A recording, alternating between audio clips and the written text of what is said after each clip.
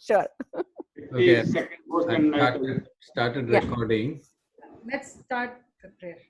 Okay, so today we're going to cover two topics, 5 functional layers and Atma. Okay. So let's start with the prayer. Om Sadgamaya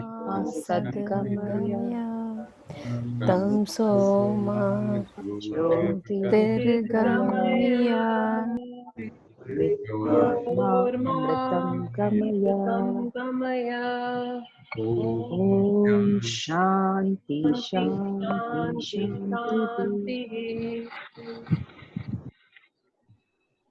Lead us from the unreal to real, lead us from darkness to light, lead us from death to immortality. Om, peace, peace, peace. Okay, so any volunteers for this? Or should I just do it? You should just do it. Okay. I thought Vivek is I'm just taking the process. Okay, so let me start.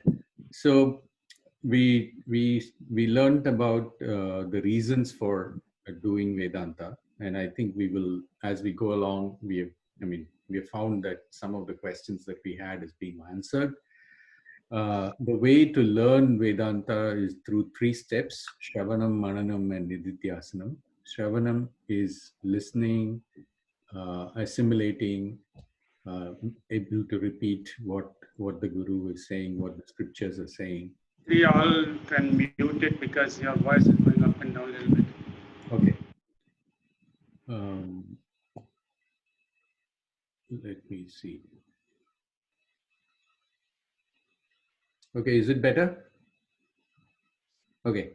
So we said Mananam is asking all your doubts, asking all your questions, and going, clearing your doubts. And then Nididhyasanam is when you meditate upon it, you realize the truth through meditation, right?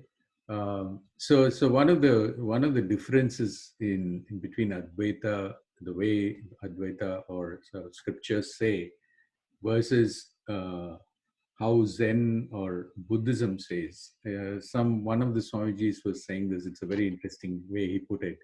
He said Zen believes in intuition, right? Believes in intuition. Vedanta believes intuition, right? So somebody has to teach you for you to learn. So I thought it's a very interesting way to put what Vedanta says. So we said there are goals that we have. We have 4.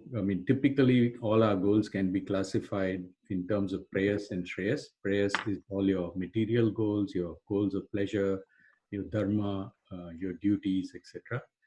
And all of these have certain faults, which is essentially that they don't satisfy your needs. You continue to seek for more, and therefore the only way for us to be totally in peace is when we do not have to depend upon anything external, and that's called moksha, and that's what we want.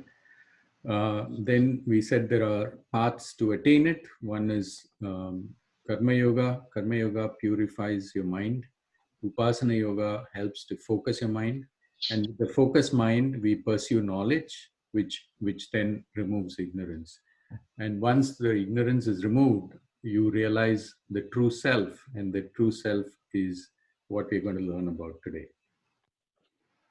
So we said, what is self-knowledge? I think we talked about it in the last session. Atma Satyam Tadanya Sarvam Mithya. That was the key statement, which meant Atma is Satyam, everything else is Mithya. So we said, okay, what is Atma? What is Satyam? What is Mithya? Atma is the invisible, immortal inner essence of every being. We defined it as that. And we are slowly trying to find Atma and understand what that is. And we said, if you take any article made out of wood, whether it be a table or a chair or cupboard or wardrobe, whatever it is, once you take the substance away, there is nothing left. And therefore, these are all called nama rupa, or names and forms. and wood is the substance from which all these things are made. And we said Satyam is an independent existence and Mithya is a dependent existence. So if you go back to the definition or the statement which says Atma is Satyam and all else is Mithya, it means that everything that we see in this world is dependent on Atma, right? Atma is the only true independent existence and everything else is dependent on Atma. That's what the self-knowledge is about, and we are trying to understand that, right? And to understand that, we started from something we know, which is our body. We said, why don't we look at it? When we think of ourselves, we think of ourselves as this body. So let's analyze that and understand whether it is that, whether Atma is that. And we know that Atma is a immortal, unchanging, independent existence, and therefore we have everything that we evaluate. We have to evaluate: is it something that's not changing? Is it something that exists all through eternity, or is it something that has a end date attached to it and it's changing? So we saw Stula Shariram. Stula Shariram is your physical body, what we generally associate ourselves with. When we look in the mirror, we see ourselves. And the third person sees you. That is gross body. It is made up of, we said it's made up of matter, pancha bhutani, which is what the space and fire and water and earth and air. And that's what our body is made of. And it is basically something that has an end date. It lives for maximum of around 100 plus years. And it's constantly changing. We saw that we go through that 6 stages of, being in the womb, coming out, growing, modifying, then decaying, and then dying, right? So that's kind of how we saw what we go through. Then we said, okay, let's go deeper, and we saw subtle body. Subtle body is what we feel internally, not something somebody else can see. That's called Sukshma Shariram. And we saw that that's also constantly changing, right? Our mind is changing, our internal, how we hear things, how we smell things, everything is changing over a period of time. But the only difference we said was that Sukshma Shariram is something that lasts until the end of, or when the universe goes back into its singularity. It goes back in there and then comes out again when the next universe comes. So it's a constant cycle that goes of creation and going back to manifestation and unmanifestation. And then we talked about the third body, which is the most subtle thing, which is the Karana Shariram, or the causal body. That we said is the seed form. We said that anything, because one of the universal laws is that nothing is created or nothing is destroyed. Therefore, everything that exists has to have some form of potentiality that then manifests itself. And that potential form of our body is what is called Karana Shariram. And that potential form is what we call Nirvikalpa. Nirvikalpa means it's non-distinct. So we all become one Karana Shariram, which we cannot distinguish between each of us, right? Then we also saw the 3 states, Avastha Trayam, the waking state, which is hopefully what we are all in now. And we said that's what we experience through our physical body. We wake up, we see things. That is called Jagrata Avastha. And then when we go to sleep, we see another world, which is Swapna Prapancha, which is what we call a Swapna Avastha, which is we forget about the external world, we forget about our physical body. We are there in the dream, but we are there as a body which is different, which is the Sukshma Shariram, which is playing around, and we create our own world, we create our own people, everything that we see in the dream. And the unique thing about Swapna Avastha is that we are incapable of dreaming anything that we have not experienced. The only thing that changes is the khichdi that is made out of all the remembrances that we have. And the memory is not just this life, According to Vedanta, it is all your eternal, since the time immemorial, when you've been having these rebirths and births, all of that gets mixed up, and that's what you see in the dream world. Then after that, we forget even the mental, we forget our mind, we forget our intellect, and we go into this deep sleep where we see nothing but blankness, which we call susupti avastha. And this is only involuntary actions takes place. There is no identification with anything else. So those are the things that we saw. And then we said, how do these three states come? There is something called the fourth, which is Turiya. And we said that is the one that is enlivening, or that is coming in the shape of waking state, dreaming state, and sleeping state. And although Turiya means the fourth, but it's really not the fourth, because it's like the gold and the ornaments. Turiya is like gold, and your waking state is like your bangle, dreaming state is your ring, and sleeping state is like a necklace.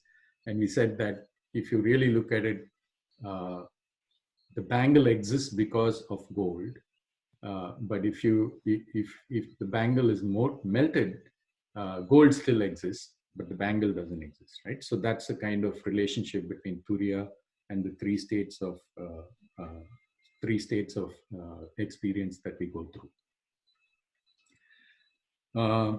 So today we're going to learn something about Kosha Panchakam or Panchakoshakam, whichever way they seem to say in both ways.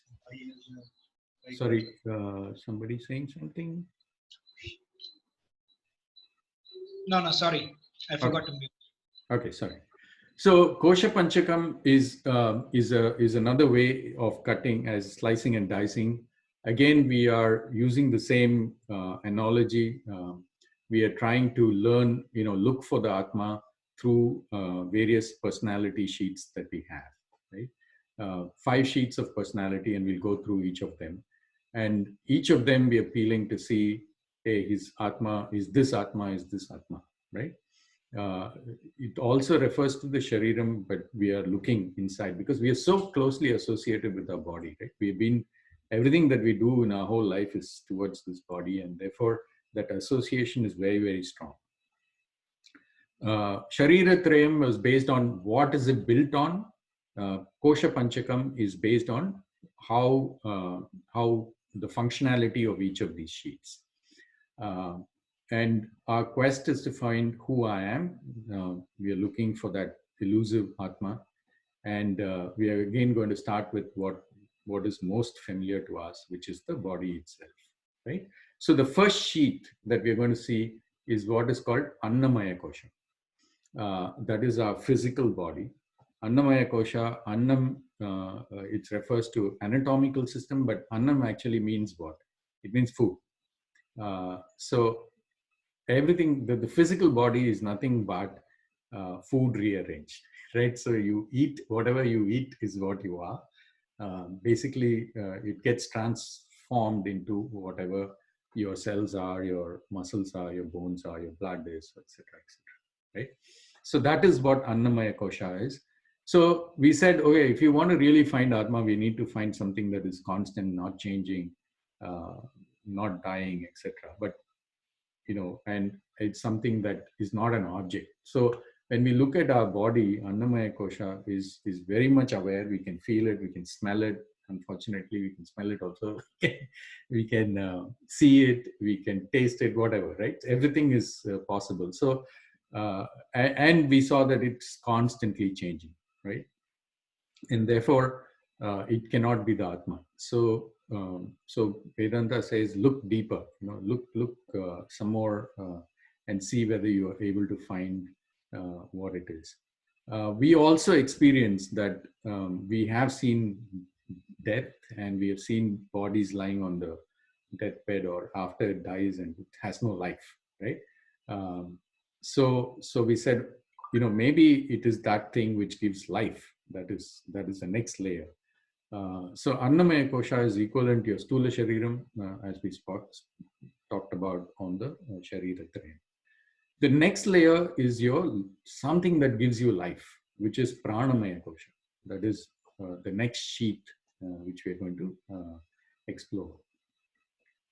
The body functions because of energy. The difference between a dead person and a person who's living is the energy that he has. He's able to move, he's able to communicate, etc. And this is what refers to the physiological system, right? The functions of that anatomy, like you're hearing, you're talking, you're walking, you're tasting, etc. It's also called the energy layer. We are aware of this layer, and it also continues to change, right? So sometimes you're healthy, sometimes you're unhealthy, sometimes you're fit and you're active, and sometimes you're feeling very tired. So the energy level is something that's constantly changing. And we saw in Sukshma Sharira that there are 5 pranas. I don't know if any of you can recall, right? Anybody? 5 pranas and 5 karma indriyas. We talked about it. Prana, apana, vayana, samana, and udana, right? So the 5 pranas and the karma indriyas, the tools, the hands, the legs, the speech, and so on and so forth. This is what gives you Kriya Shakti, the ability to act, right? So that is Pranamaya Kosha. But again, we are fully aware of it. It is not something that is constantly changing, and therefore this cannot be it as well. So we said it can't be the Annamaya Kosha, it can't be the Pranamaya Kosha. So let's go deeper and see what it is, right? And very often we associate ourselves with our mind and our personality, our memories, and that's really what we think about, right? There's a very interesting science fiction story which brought this very, very effectively, and let me try and recall that story very quickly, right? It has to be told in the first person for it to be interesting. That's how the story was written. So this guy starts off saying, "I was called by the FBI, CIA.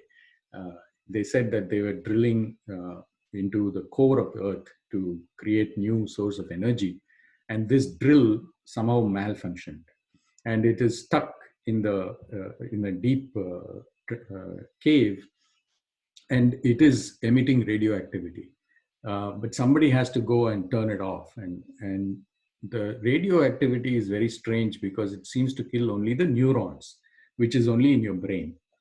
So they offered to take my brain away, but at the same time, for everything, every nerve that connects to the brain, they were going to connect a receiver on my body and a transmitter in the brain, right? So I can function like a normal person, but I won't have a brain in my body. Therefore, I should be able to go and deactivate this machine.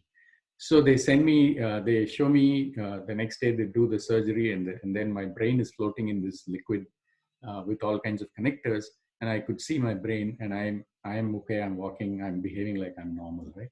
And then I walk into this cave, and as I walk into the cave, and I'm starting to get closer and closer to it. Suddenly, and they are giving me instructions through my radio, right? So they're talking to me, and suddenly my right ear stops working. And I tell them, hey, my right ear seems to have stopped working. And they check and they say, oh, something wrong with the transmitter of this particular region, and therefore you're not able to hear, but you can continue. As I continue, my right hand stops working, my right leg starts working, my left ear, then my right eye, everything one by one, it stops. And suddenly my body is lying in the cave and I'm floating in this liquid in the lab. Right, so the switch is so interesting, right? Suddenly, I was walking in the cave, and suddenly I'm not connected to my brain anymore, and I say my body is lying there, and I'm floating here. So the switch is, so what is really my me? So it's an interesting story that brings to the next kosha, which is the manonmaya kosha. That is your mind. And we often think of ourselves as our thoughts and desires. We think of our psychological function as me most often when we are thinking about ourselves, right? It's controls all your emotions, doubts, desires, and this is what is responsible for Icha Shakti. And Icha Shakti is what makes you do stuff. So it drives Kriya Shakti, right? It's constantly changing. I mean, who will not agree that my mind keeps changing, right? Constantly changing. It likes one thing today, it doesn't like the same thing tomorrow. And so it's again part of Sukshma Sharira. We saw the five Jnana Indriyas, which is the sense organs. And we also talked about the Manaha, which is the mind.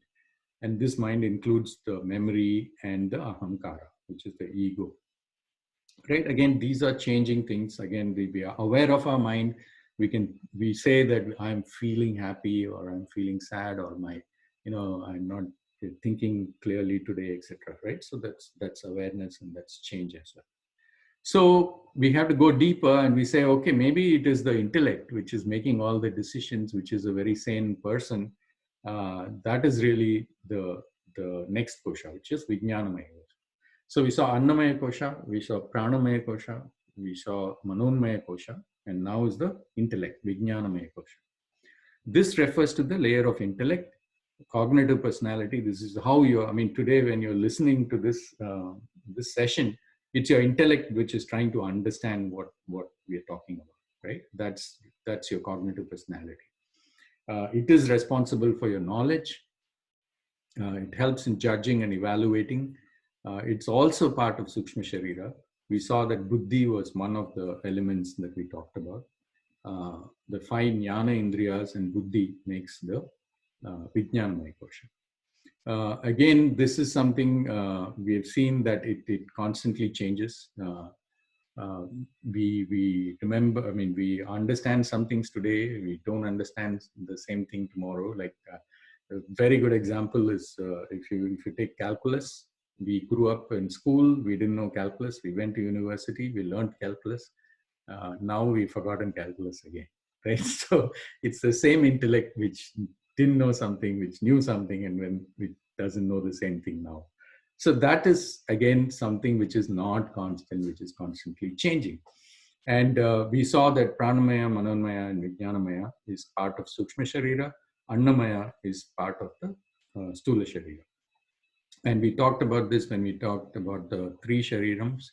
At the time of death, it's a Sukshma Sharira that leaves the body and goes into the next body. So that is, and it carries our vasanas. So again, it is not Vijnanamaya kosha either.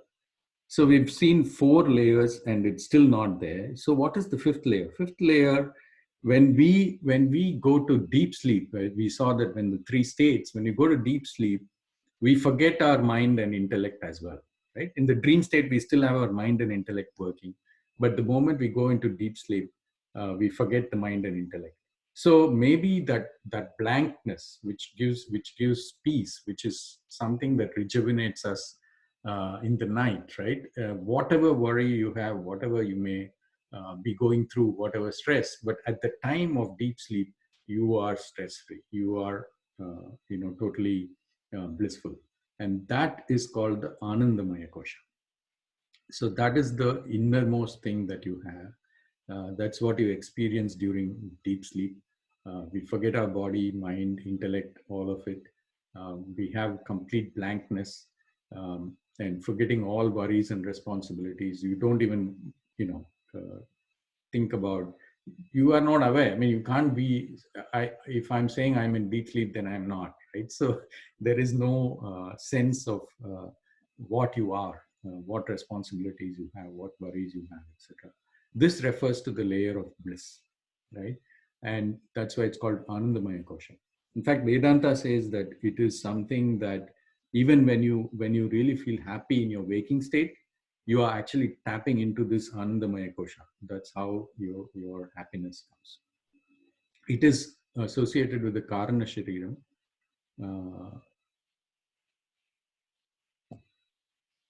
Right? And we saw that this is also not it, right? This is a bliss of ignorance. We saw that, right? Sorry.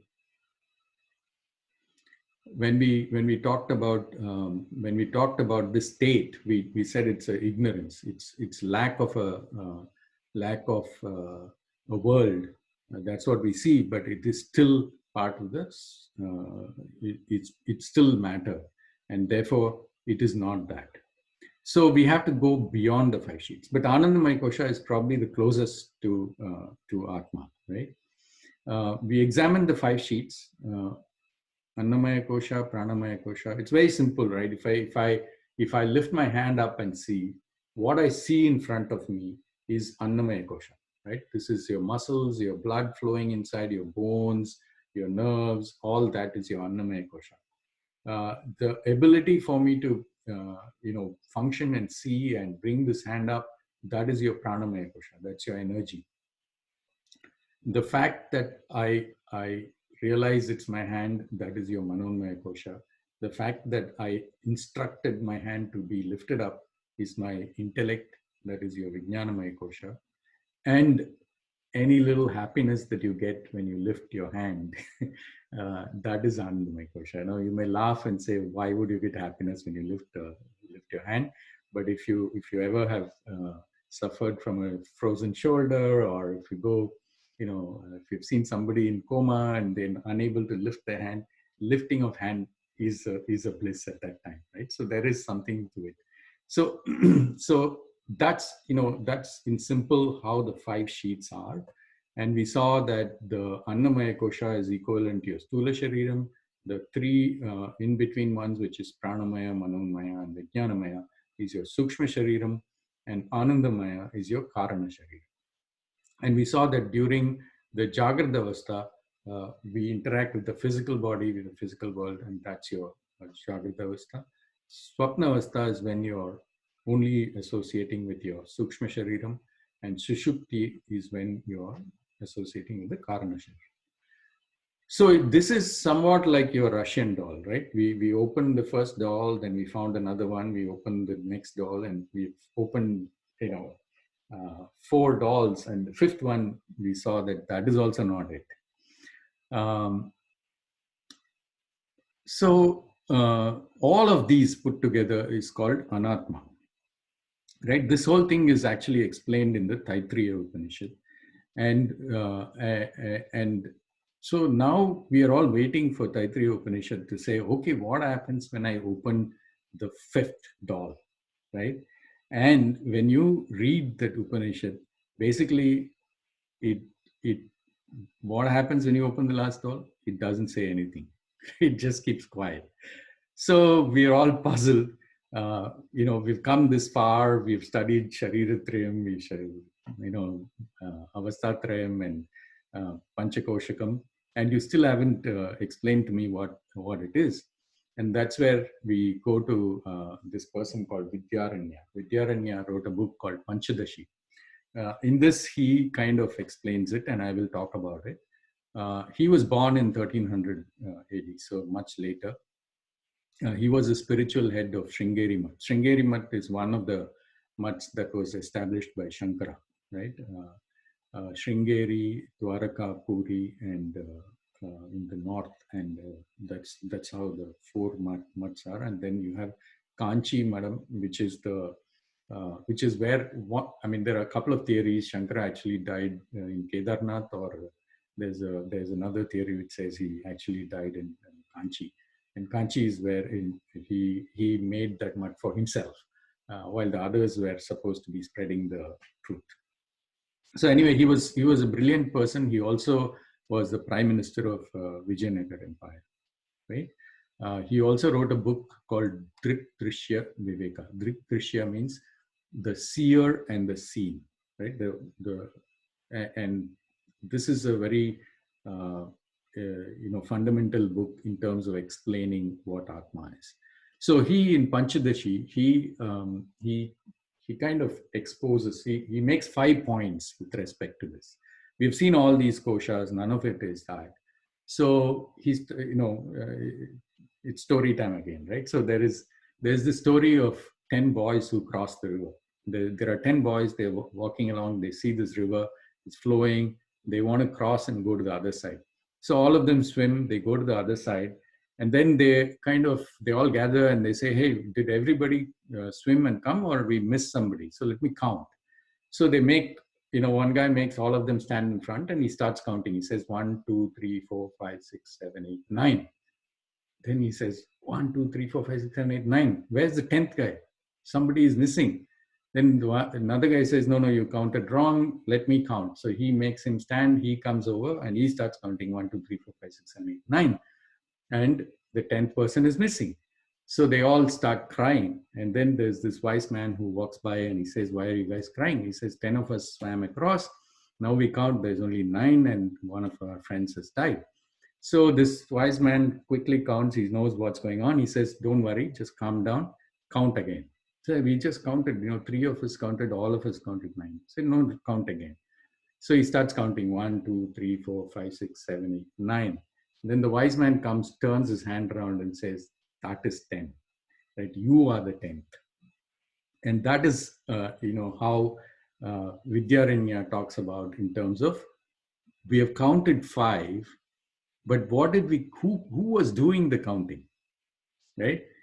We may laugh at this story, we may laugh at the idiocy of these boys, but that's exactly what we are doing, right? We're counting 5 without counting the person who's actually counting, and that is you, right? So it's a kind of intuitive way to understand Atma.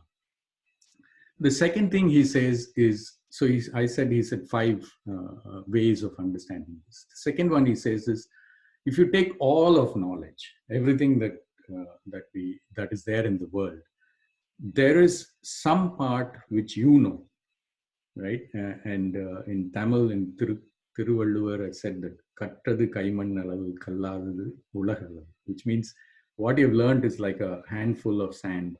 What you have not learned is like the whole world. So, yeah, but if I put those two together, is that all I need to know? He says, no, there is one more thing, which is the knower, right? So there is the known things plus the unknown things, but there is also a knower, which we are missing. Even if you say everything is known and unknown, if you draw a Venn diagram, there is still one thing which is not covered under that. That's a knower. The third thing he says is, take the example of sugar, water, and milk, right? If you want the water to taste sweet, you will add sugar to it, right? And you mix it and the water tastes sweet. If you want the milk to taste sweet, you add sugar to it. In the same way, if you want to experience something, if you want to see this phone, you have to add consciousness to this phone. That is, you have to bring your awareness to this phone in order for you to know this phone, right? Similarly, if you want to know this specs, then you have to bring your awareness to this, which means I have to add consciousness to this to actually see the specs. So if you go back to the example of sugar and milk, if I want to make the sugar sweet, do I have to add sugar? It doesn't make sense, right? It's like a stupid statement to say. He says it's the same thing with consciousness. You cannot talk about being conscious of consciousness, because that's like adding sugar to make sugar taste sweet. So that's the third thing that he says. And the fourth thing he talks about is the very act of denying affirms it, right? If somebody comes and says, if somebody meets you and says, I cannot speak, he tells you that. That's a very stupid thing to say, right? Because he is talking, he is speaking, and he's saying, I cannot speak. So similarly, if you say that there is no consciousness, it is like that. The very fact that you say, I don't have consciousness, means that you are conscious. The very fact of denying it affirms it. So that's the fourth thing. The fifth thing he says is more like a, like scoring points. It's a technical point that he makes, which is basically saying, for the Shunyavadis. So if you go back to the doll example, when we are opening, and when you open the final doll, there's nothing, because consciousness is not an object. Everything else is an object. It is the subject, right? So when you open it, there's nothing. The Shunyavadis, one of the philosophers, they say it is Buddhist, but Buddhists also kind of, if you really ask the Buddhists, they don't agree to that. But that's the way they say. When you open the last doll, there's nothing. Then he says, okay, if you are arguing with me and you are saying I'm nothing, then I don't have to argue with you because you're saying you don't exist. I already win the argument, right? So this is kind of what Vidyaranya says with respect to Panchakoshakam. And it hopefully gives you intuitive feeling for what Atma is, which is what we're going to talk about in the next section of this session. So before we go there, we're going to talk about what is inert. So we say inert matter, like what we call jadam, which is anything that is not sentient. And Kosha Panchakam, Shariratrayam are all made of matter.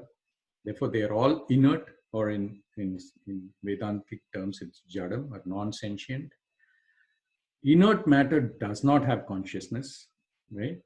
And it cannot produce consciousness. But our experience is we are this body, but we are conscient, we are sentient. So our experience somehow does not reconcile with the fact that inert products cannot have consciousness.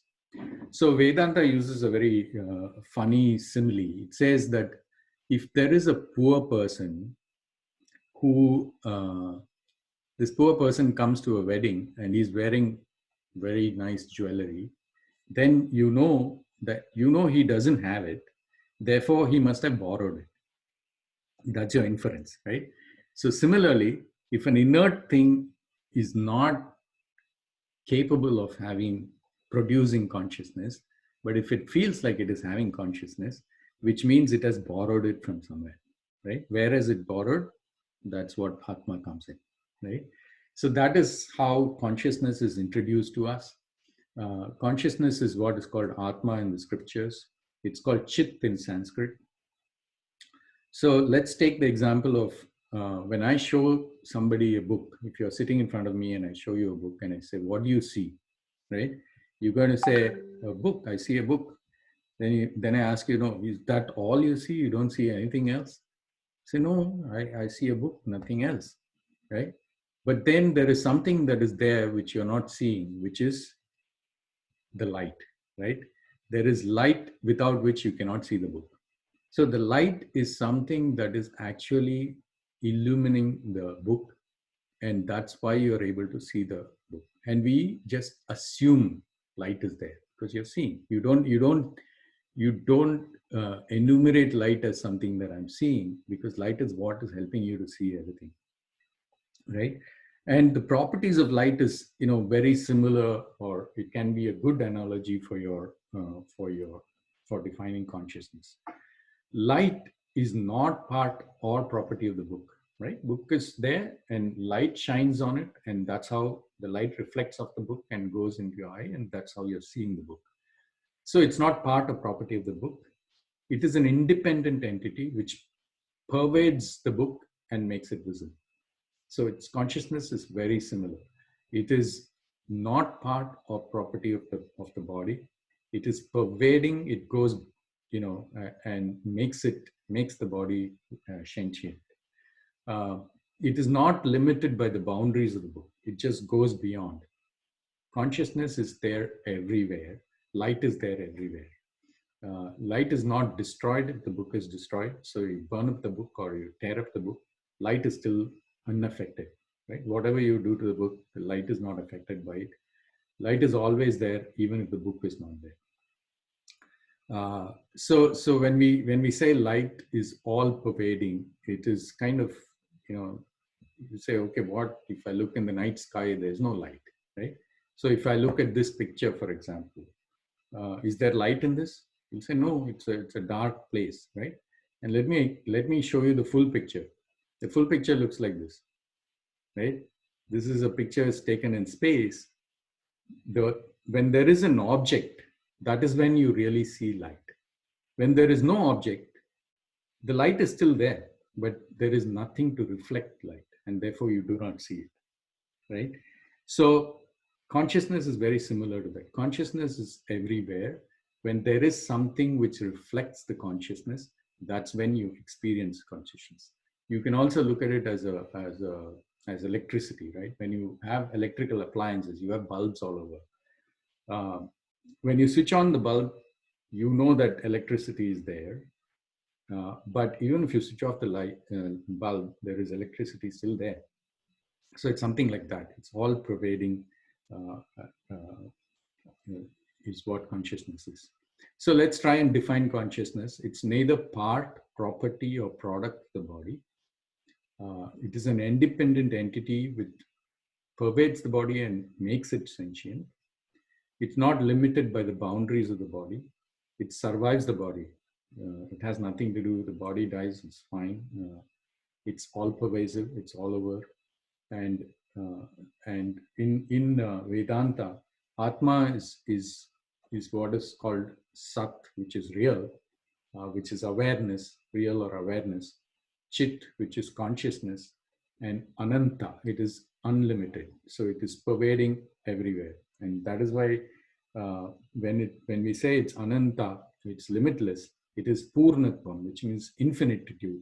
And infinity is what gives you happiness. That's what we're looking for: fulfillment, happiness, completion. So Atma is what is called Satchidananda, Sat Chit Ananda, existence, consciousness, and bliss. So we need to shift our vision. What do we mean by shifting our vision? We normally think of ourselves as a body with consciousness. That's how we think, right? We say we are a body and we are conscious, we are sentient. But we have to start thinking about ourselves as consciousness in a body, right? It's a very profound shift that you have to make in order for you to recognize Atma. Atma pervades in and through Anatma. Every individual is a mixture of consciousness and matter. And when we say I, we generally refer to the Anatma. But the shift of making us think about Atma pervading Anatma is what we need to make. That shift in vision is what is true knowledge. So we have to move away from this decaying body to Satchidananda. Every session we have been saying this prayer. So we have to move from Mrityu to Amrita, which is immortality. The problem is it is not easy because we have lived our life, whole life and multiple lives, doing everything for our body, mind, and intellect. Anything that we do is focused on this body, mind, or intellect, right? Whether it be buying something or enjoying something, everything is about the body, mind, and intellect. So shifting is not an overnight thing. We have to constantly remind and think about it before we can make that shift. And that's what all this Shravanam, Mananam, and Nididhyasana is all about. I'm not part or product or property of the body. I pervade the body and live in it. And that is I. That's I. And this is not, the body is not I. So I am a consciousness in a body. I'm not a body with consciousness. And this is what I talked about Vedaranya, Vidyaranya, talking about writing this book called Dridrishya Viveka. That is seer and seen. You are the seer. You are different from anything that you see. Like you can see your hand, right? When you see your hand, you say, "This is my hand." You don't say, "This hand is seeing me." It's something strange to say that. But your body is the same. How can your body be you? So there is a difference between the seer and the seen. Now, when you start putting yourself as the seer, then your whole perspective changes. Now, let me take you through a quick vision of what it is like, right? So it's like watching a movie, right? You are sitting in the movie hall. You are the seer. You are the watcher. You are watching the movie. The movie may have some happy scenes, right? And you're feeling happy as well. You're watching it. And then it may have a very sad scene. And I remember this movie, Titanic. I think Aman, Anshu, me, and Lakshmi went with our respective kids to watch this movie. At the end of the movie, we said, it's a beautiful movie. And many of you would have done the same. But look, you're watching somebody die. You're watching so many people die. At the end of it, you're still saying, it's beautiful. Can you take the same attitude in life? If you look at people like Ramana Maharishi or Ramakrishna Paramahamsa, both of them suffered from cancer. Ramana Maharishi is supposed to have had cancer, and when he was suffering from this, one of the disciples couldn't tolerate. He went and cried, and Ramana Maharishi was telling the other disciple, apparently, why is this guy crying? Doesn't he know that this is my body and this is not me? So they have attained a stage where they are very clear about it, and therefore even the pain in their own body is something they are just watching. It's not something that is affecting them or overpowering them. So that is the level of peace and bliss that one can attain when we get to this stage. Now the movie gets over, and then you start watching another movie, which is your dream.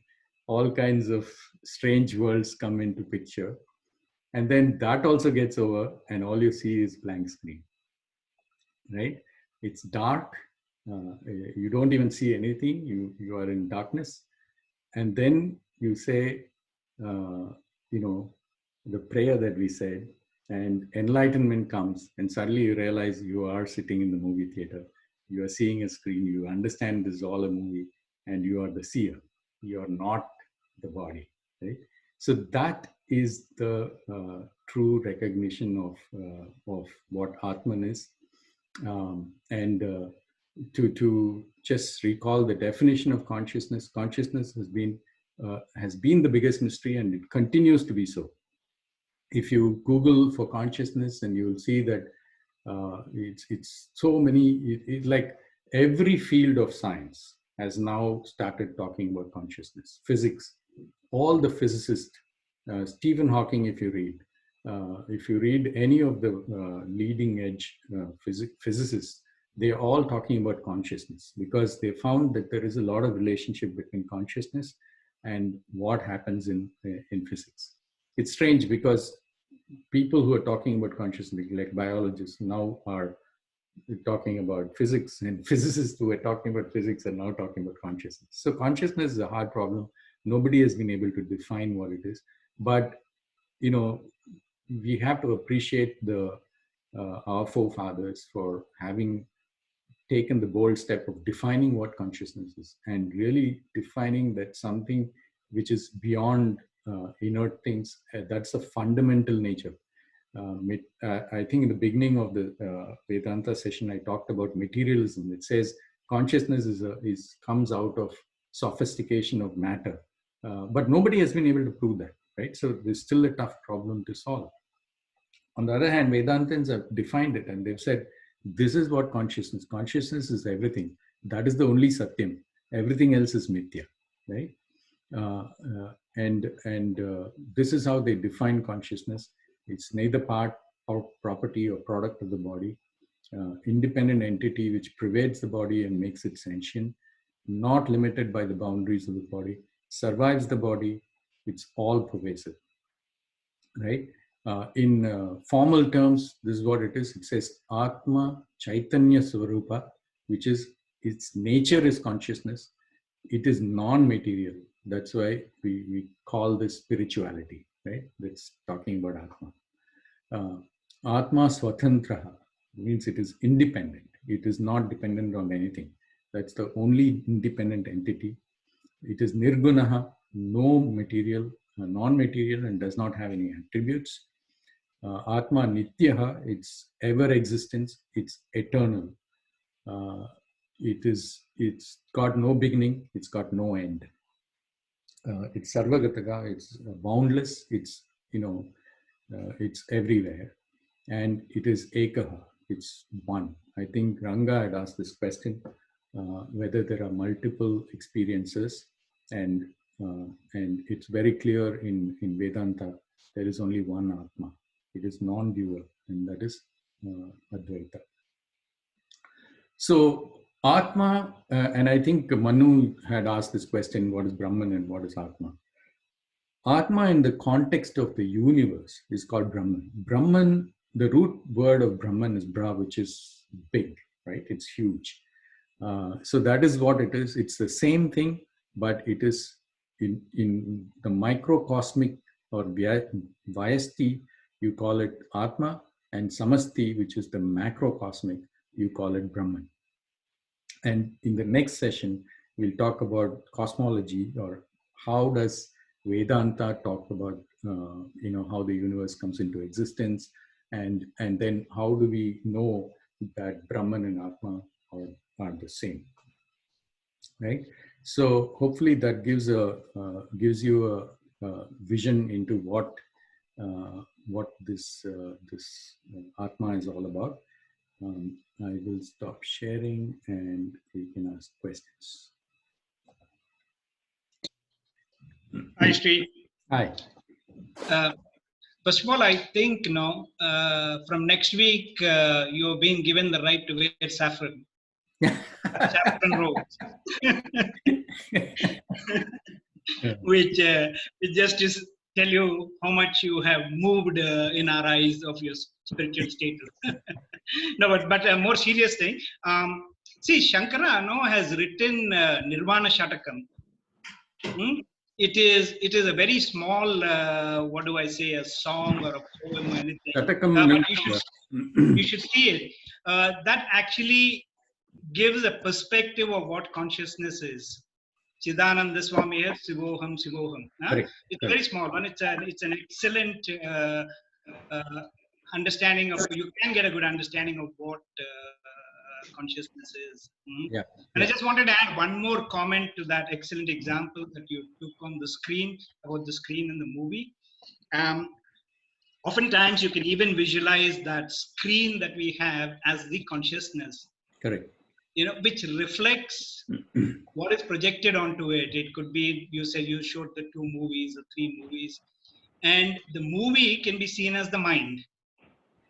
The mind projects onto the consciousness, and that is the world that you and I see.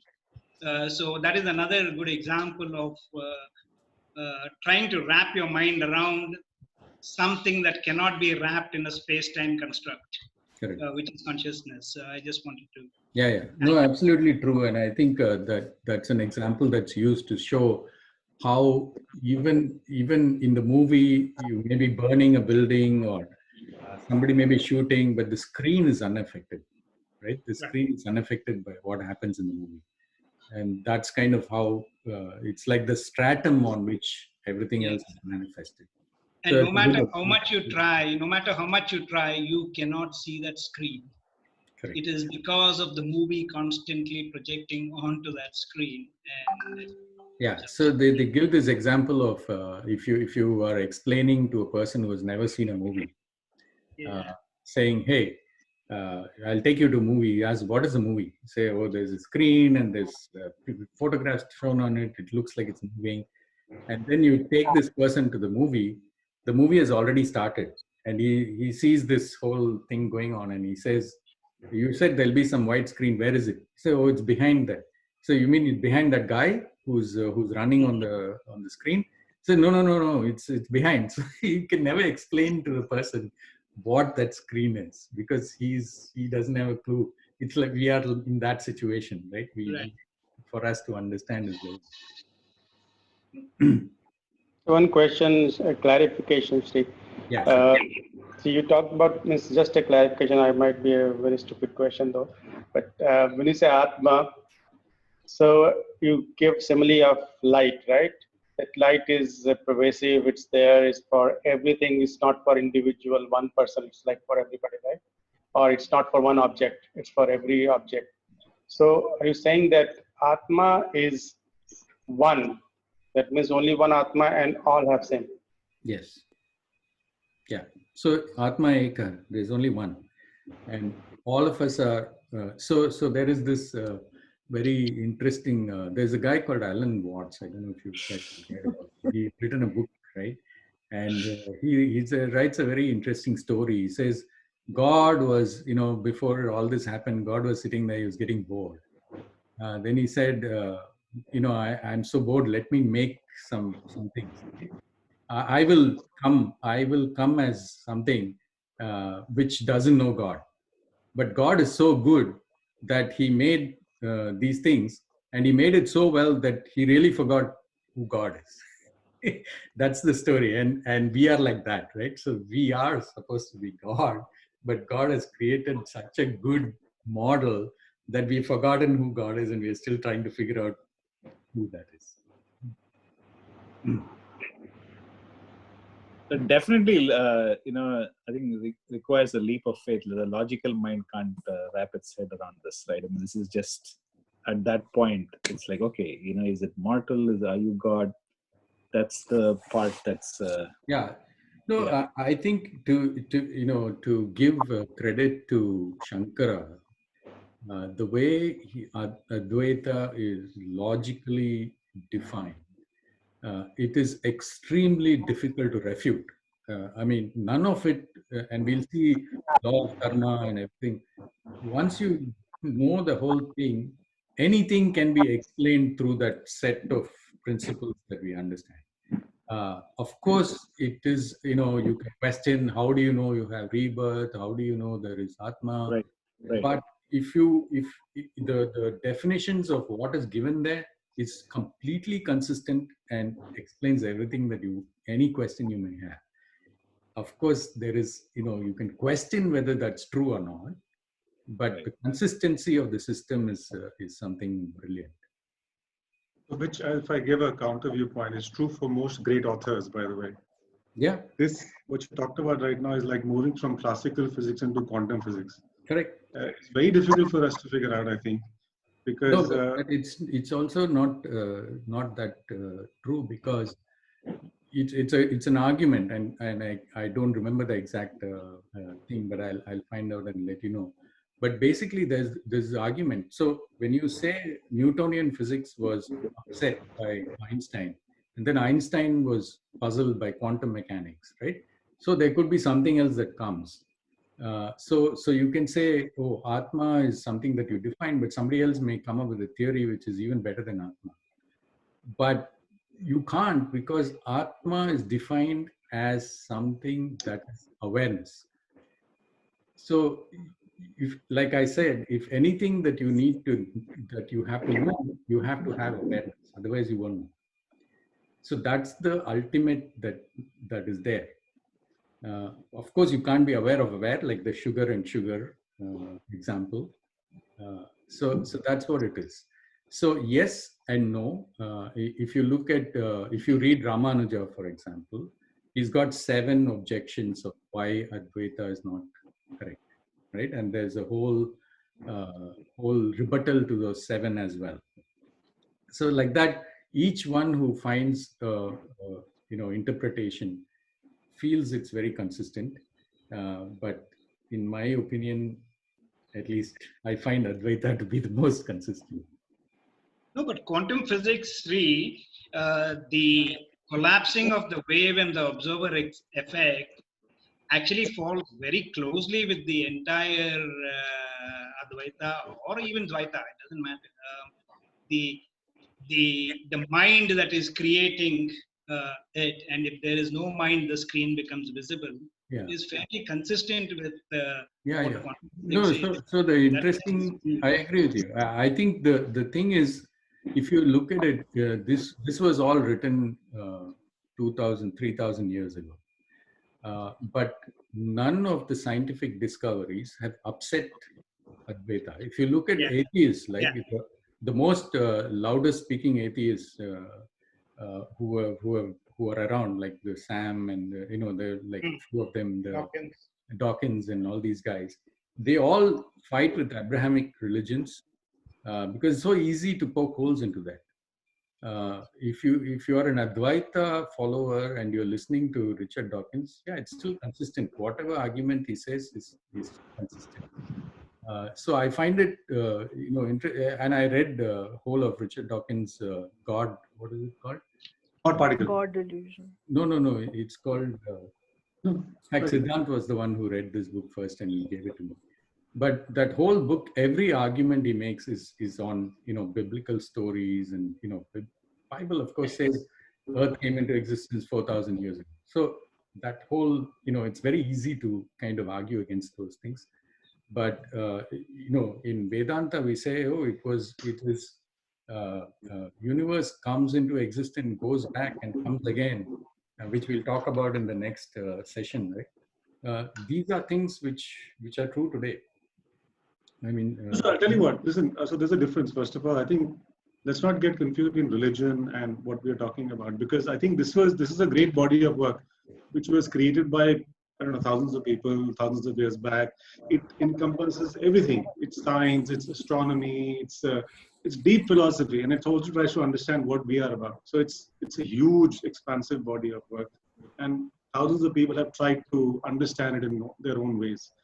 I think the same goes for other old religions. If you talk of Abrahamic, forget about them, yeah, dualistic. But if you go and look at orthodoxy, so in Christianity also they talk about, every religion talks about a soul, every culture talks about a soul. correct. If Right? there is no rebirth, there is no That's religion. structured to it. Yeah. So Gita is close to a religious, because that's when there is a book, and Krishna actually went and said, "Do." He didn't say do. He tried to explain things. He says, "I am God." See, I think that's the first sort of reference to God in our culture was Gita at that time. Not Vedas. Vedas never talk about any God. It just tries to explain, where we come from and what we are all about, a consciousness concept, which is true for old religions, many old religions, which are also based on philosophy, thinking. Yeah, yeah. But I think I agree with you. That's why one of the statements I made when Mukesh asked me about other religions. I think if you really go deeper, I mean, Buddha says the same thing. There is very consistent things there. But Buddha's philosophy was, when you open the last box, there's nothing, right? Which is one way of saying, it's nothing. Nothing is similar to Atma. That's what he's saying, right? So there are common threads that are there. I don't seclude that. But the fact that something that people have, these are not empirically proven, right? These are all internally analyzed and theories that have come out of internal analysis. But the consistency that it has, and it's very difficult to argue against the logically laid out stuff, which is remarkable. Shreek, I had the same question as Vivek.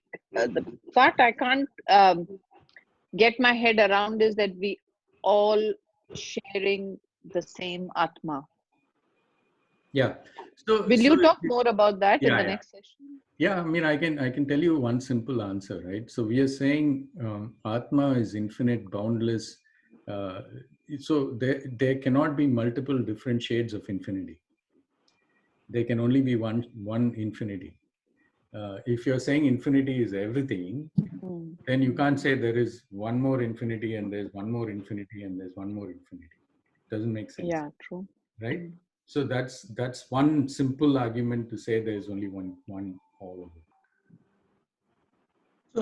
So is it in a way trying to say that, okay, so we are all, in science we talk about a fundamental particle that everything is made of, and that can never be destroyed, and it remains forever, it changes form, right?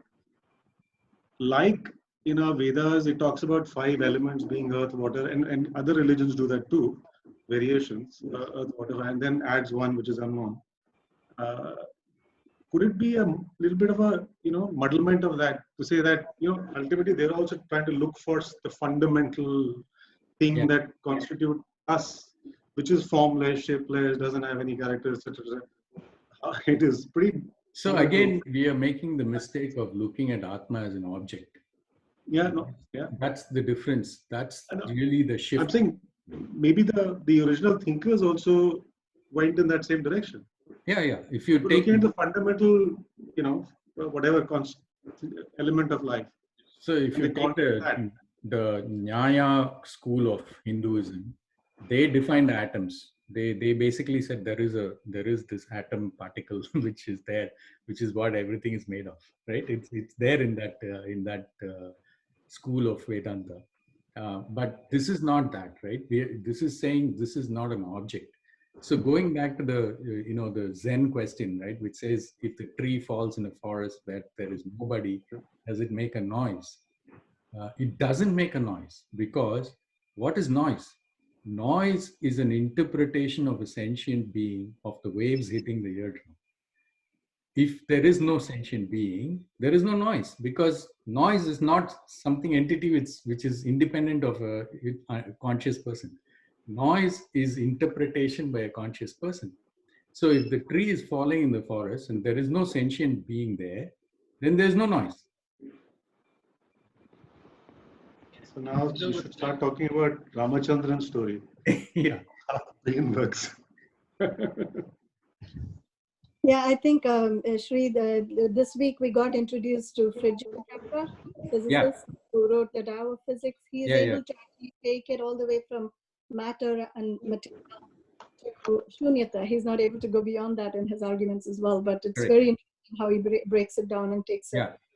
So I have only found one book which I can give you the reference. I gave it to Manu, which is recently published by a guy in the Valley, who has taken who has turned the materialistic world upside down and talking about consciousness being fundamental and everything else coming out of that, which is the opposite of the materialistic viewpoint.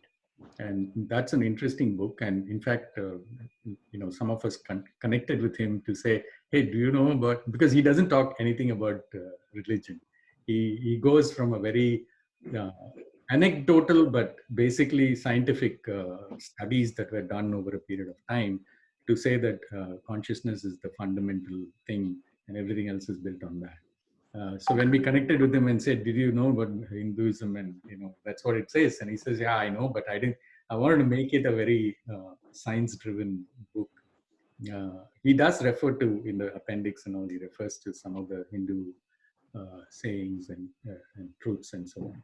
But it's a good book to read if he's interested. I think I referred it to Subhi also. Yes. The book is called The God Delusion, by the way. Yeah, God Delusion, correct. Thanks. Richard Dawkins. Okay, thank you so much. Hopefully, See you in Saffron next time, hopefully. Look forward to that. It'll make the leap of faith easier. In fact, thank you. To be very honest, Sri, I think you made the statement at the beginning of this whole thing, right? You felt perhaps that Jnana Yoga might be the most difficult, piece to understand. I, for one, probably seems to, understand it a lot more than the two previous ones that you've talked about. That's good. You are Jnani. Yeah. It's the teacher. Put on white next time. You can wear a lighter shade of orange, Sri. White to begin with. I am probably a slow learner. I understand while Sri is speaking, and I sometimes go through the lesson again also when I'm walking. But practically, any situation comes, and when I go back to this, I'm still not able to, how you say, like you said, you should be able to see it that way. I'm not. I keep reminding myself that I should see it that way, but I'm the seer. I'm the seer, or I'm the knower, and not the body. But it's very difficult. It is.